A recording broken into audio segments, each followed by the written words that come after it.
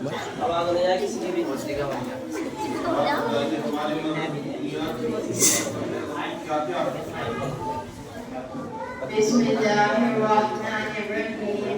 हमारे मज़हब की बुनियाद 5 चीज़ों पर है और वो 5 चीज़ें ये हैं।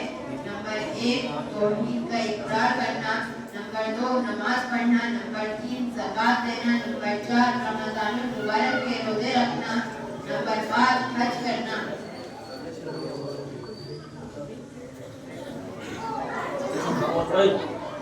सवाल करने वाले फरिश्तों को क्या कहते हैं? कब्र में सवाल करने वाले फरिश्तों को मुनकर नकीर कहते हैं।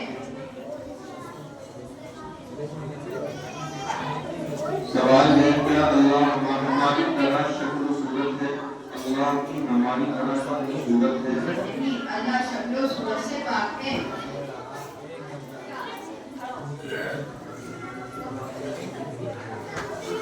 सवाल नंबर 36 है वो कौन सी 7 चीजें हैं जिन पर ईमान लाना जरूरी है? वो 7 चीजें ये हैं।